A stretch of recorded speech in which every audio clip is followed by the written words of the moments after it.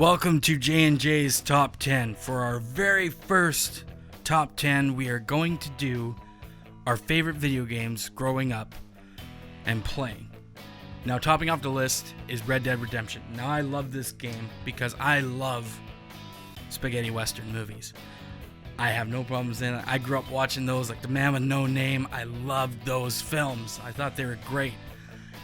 But I thought that there was no game that really emulated that. Like, Red Dead Revolver was kind of close, and like they made the character look kind of Clint Eastwood-ish, which I thought was a cool reference. But when Red Dead Redemption came out, oh man, like it just had the vibe of a spaghetti western. Like, it was perfect. And there was a lot of references too that I thought was really cool with Red Dead Redemption, with having like the poncho in the game, kind of a shout out, I guess you would say, to the Man with No Name ponchos that Clint Eastwood wore. And there's some tombstones. One says Cowboy with No Name, and one says Clint Underwood. So those have to be references to Clint Eastwood and, again, the Man with No Name series. Now, number 9, we have Arkham Asylum. Once again, as a kid growing up, I loved Batman the Animated Series. Kevin Conroy, Mark Hamill. That's my childhood wrapped up in one. Like, watching that cartoon, Batman the Animated Series growing up, was like the main thing that I did. So when Arkham Asylum came out and you got Kevin Conroy doing the voice and you got Mark Hamill doing the Joker, it was incredible. It was incredible to not just the graphics and the cinematography of it, but the gameplay too. The gameplay was actually really good for a superhero game. You don't get a lot of superhero games that are like that make you go, finally, yes, I love this game. Like, this is awesome. There's a lot of really bad, bad superhero games out there, and they kind of have a bad rap. But Arkham Asylum kind of put superhero games back into the mix of conversation, of people going, well, you should try the Batman game out. And I loved it for that case. Coming in at number 8, we have Timesplitters. Now, this is just a fun game. Like, there's no way around it. Like, this is just it's a fun series too. There's like Timesplitters 2 for GameCube. That one will probably be mine and Justin's favorite. Like, it's goofy. There's a lot of ridiculous characters that are just fun to play. It's just one of those games where you don't really need to have your brain fully into it. You can shut your brain off and just shoot things, and it's not a problem. You just go and that's it, and just have a good time.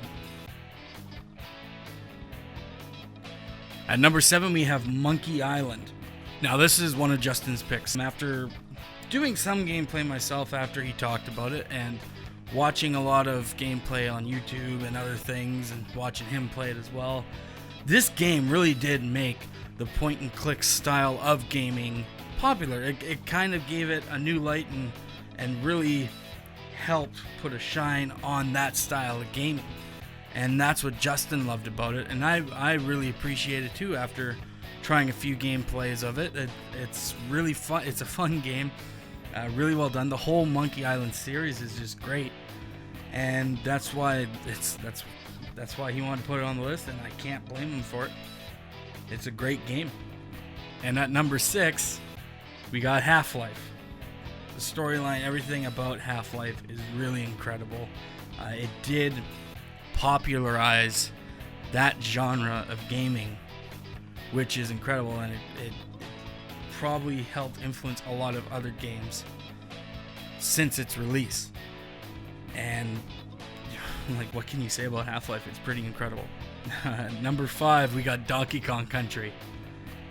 Now, growing up, there was like 3 games, like main games that I played growing up, and this is one of them.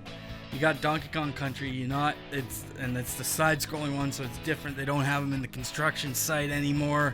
He's now got his own thing going with Diddy Kong. He's in the jungle. He's everywhere. Just the advanced gameplay.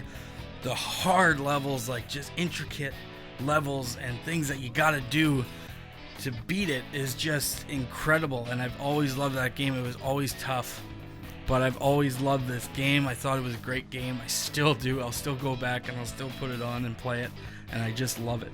Now, number 4, we got Final Fantasy VII. Now, this one, again, great game. Love the turn-based RPG type games. And for people in our age group,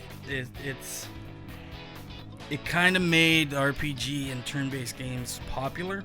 Now, I'm not like, no knock to Super Mario RPG, that was a great game, but Final Fantasy VII that came out was really cool. Like, just that turn-based, and it wasn't glitchy. It was very well done. Again, popularized that style of gaming, and it was just incredible.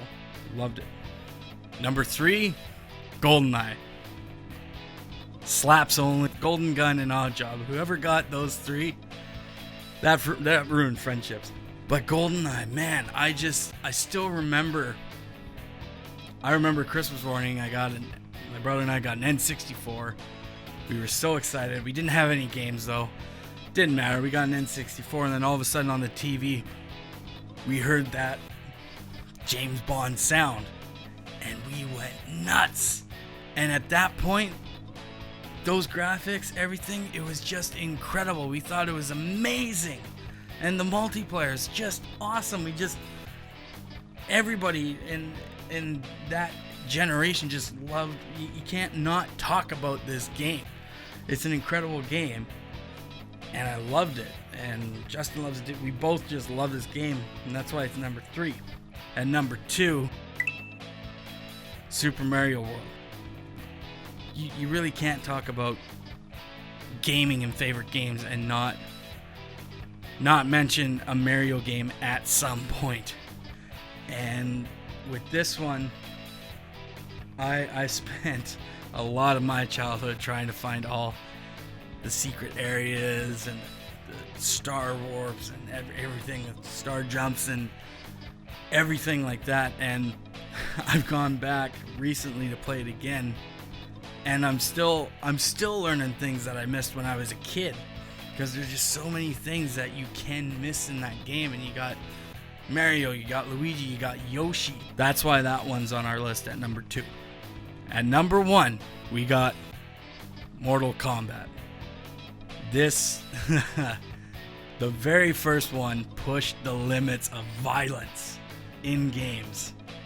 Like the fatalities is just incredible. Like when you're a kid and you see the red splatter all over, it makes your jaw drop. You just go, oh, that was awesome.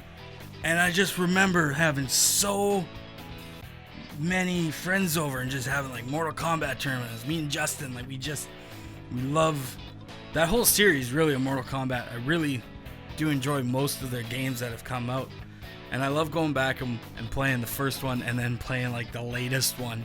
It's always fun to do, and it's always fun to see how far the graphics have come in that time period as well, and how much more violence you can push and push the envelope with it. But if it wasn't for that very first Mortal Kombat pushing the violence, we wouldn't have what we have today.